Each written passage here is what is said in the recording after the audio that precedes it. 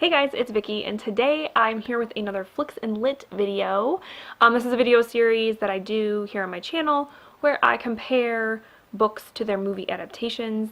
I started it end of last year, and I'm enjoying it, so I'm going to continue doing it.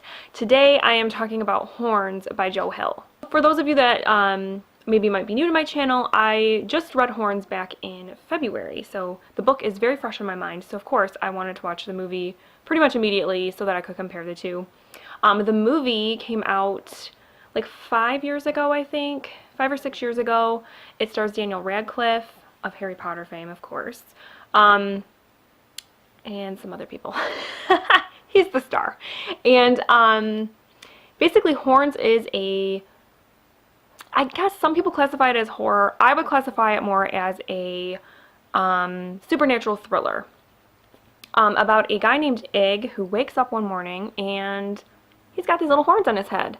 He doesn't remember what happened the night before, how they got there, and he quickly discovers that these horns have magical powers, I guess you could say. And the kind of backstory to the book also is that his longtime girlfriend, Marin, was murdered. I can't remember how long ago it was. I think it was like a couple years. She was murdered brutally, and people thought that he committed the crime, but he was cleared, but people still basically treated him very badly in the community because they thought he was a murderer. And so there definitely becomes a tie between what happened to Marin and these horns and how that kind of works to help him figure out what happened to her. So I really enjoyed the book, obviously. I enjoy most of Joe Hill's books. He's definitely like a go-to author of mine.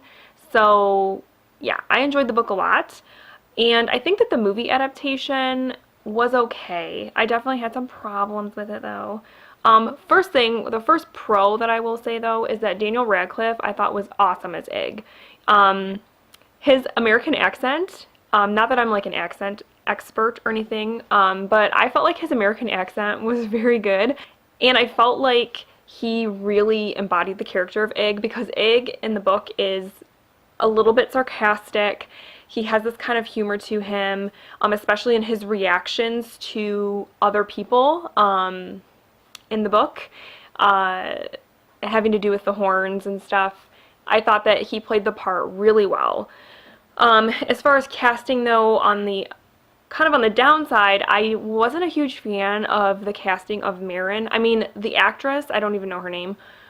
She definitely looked the part. She looked exactly like how you would expect Marin to look based on the description of her, but I just don't know. There was something about the way that she played the character that I just wasn't like crazy about. And then they did change the character of Terry, which is Ig's brother.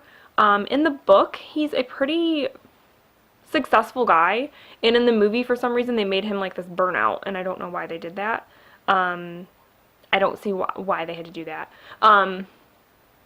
The thing about the movie, and this happens a lot in book to movie adaptations, because of time restraints, they had to kind of cut things out. And in the book, you got a lot more backstory about Ig and Marin, their relationship, and some of the other characters. I don't want to say too much more than that, because I'm going to try not to say spoilery things in this.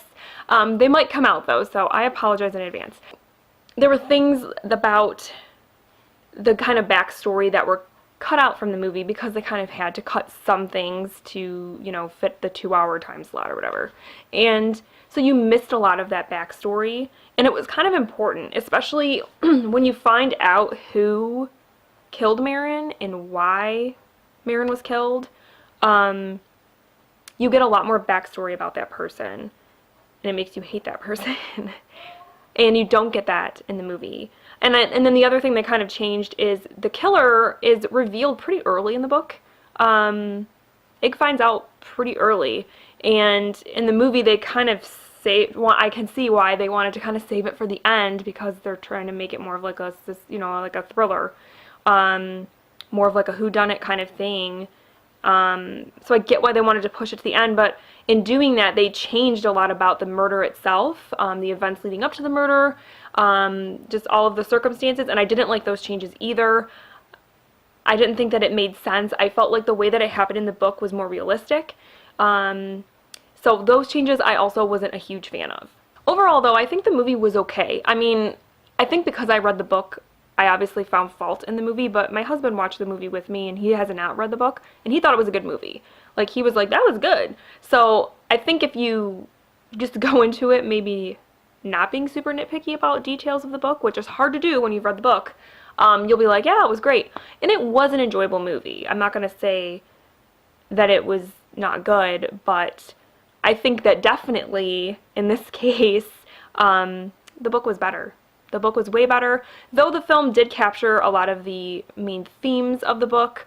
It was just kind of missing something. Yes, I would say watch the movie, but the book is better. If you want a better, more in-depth story, read the book, of course.